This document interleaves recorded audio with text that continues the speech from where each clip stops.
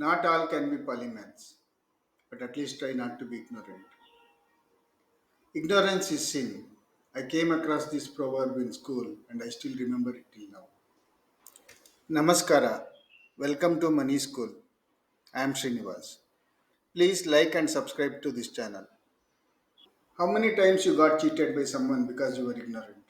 How many times you couldn't take right decision because of ignorance? Remember Jack of all trades, master of none. You can try to acquire knowledge in as many fields as you want. Fundamentals of knowledge is available to everyone. There is no discipline that is off limits. In life and business, the person with fewest blind spots wins. One is able to remove obstacles or issues in life if one understands them and knows how to solve them. Financial literacy or knowledge in investing is important so that one can attain financial freedom. Decisions based on improved understanding will be better than ones based on ignorance. Remove ignorance in your life and stay happy.